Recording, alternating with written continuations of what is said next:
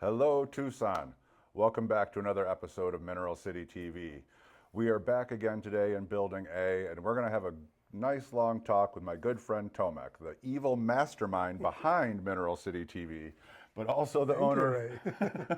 also the owner of Spirifer Minerals. Great worldwide selection, but definitely specializing in Polish material and Congo material. For the last 2 years, Tomek has brought a special display to show off in his room. Last year it was Polish fluorites with some other stuff in there, but people came to see the fluorites.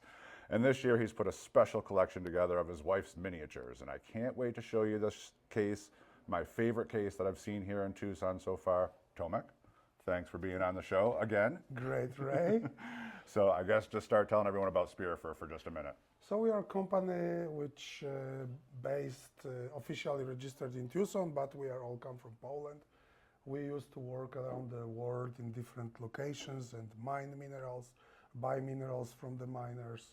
We work in such countries like Bulgaria, Morocco, Congo, Mongolia, many places around the globe. And our recent efforts are concentrated in Congo, Congo-Brazzaville and Namibia.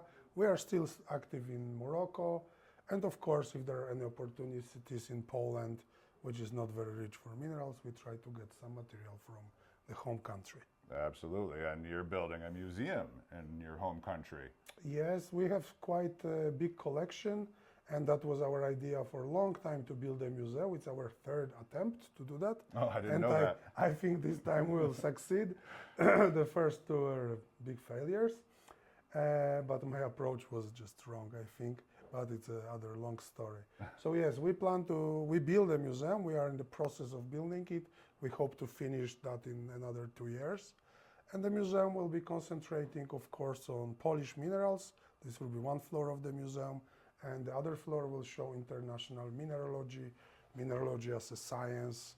And there will be also a lot of educational things connected with mineralogy. Merrick's showing us a nice banner, giving us a little sneak peek into what's happening at the museum. Yeah, this is old building from 1906, which we completely remodeled inside. We just left a shell outside walls. We changed the roof. We changed all the floors. It's just for all the rocks we plan to bring there.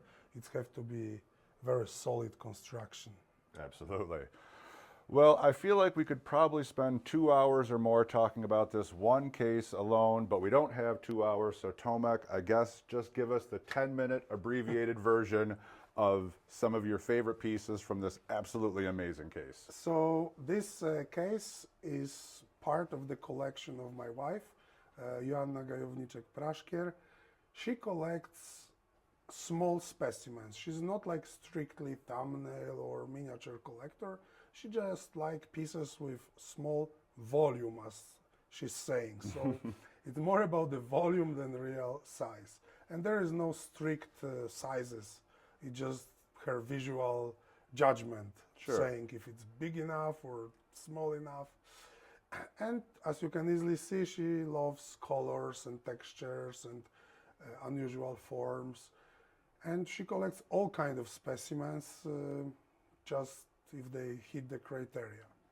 Yeah, I mean, every single piece as you go over it is just wow. There's no piece where you're like, oh, that's not great. It's like every single piece in here is amazing. Well, what are a couple of your favorites? So in this case, we have about 120 pieces. This is quite a lot for one case, but they're small. And there is really many great pieces. Many of them I have great memories because I brought them from some trips. Of course, one of the most recognizable pieces is the Cirrusite dioptas Most piece. of us have seen a photo of that already in many, many places, but yeah, that's definitely a great centerpiece for the case. Yeah, this is a twin. It's floater, great luster, great aesthetics. I got it during in one of my trips to Congo. When I got it first time in my hands, I was sure it's glued. After I bought it, I just started to examine it closely. The other piece which I brought from one of our trips many years ago, maybe 15 years ago, is the calcite which was our logo piece. It is our logo piece. I was just for about to say, long that's the time. one that's on your business card, Yeah, isn't it? Yeah. It's really great combination, and it's the only one like that I ever saw with such large calcite and large cavansite. And complete, too. Yeah, complete. It's a complete all around. Just on the bottom there is small growth point. One of the pieces I really love is this ferberite, fluorite pyrite from Panasqueira. It's a piece with long history. It was in many collections, and we bought it for Russia collection a few years ago. It's a great example for the location, very aesthetic, very unusual. For other hand, you can see some really inexpensive minerals here. Here is a pyrite from Greece, what's not common, with incredible striation, which we bought last year for $20. It's not always about price. Yeah. I've got some really great $15 and $25 rocks in my collection, too. It's just different, beautiful, and it would be shame to sell it, so it ends up in Asia's collection.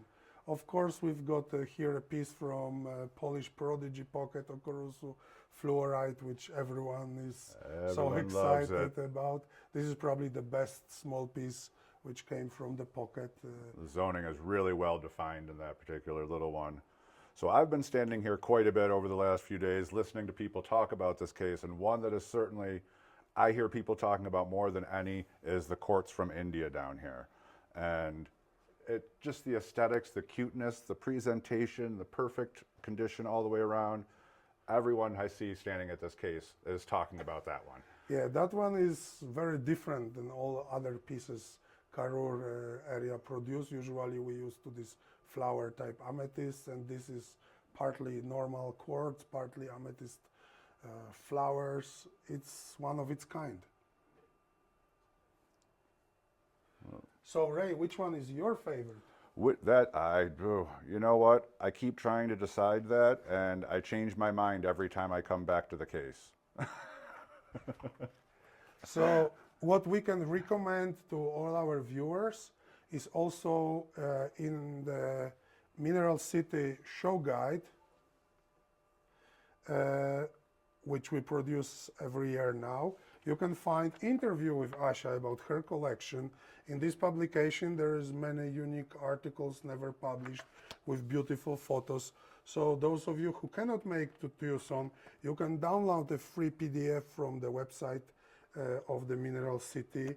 And if you are here, you can grab a free copy of this show guide. There are also other cool articles about Laszlo Kupi, about recent finds in Sweet Home Mine, which recently closed.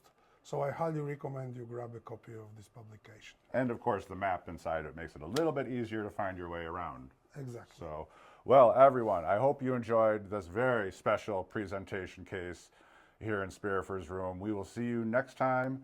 Thank you, Tomek. Thanks, for Ray. everything. Thanks, Marek. See you next time.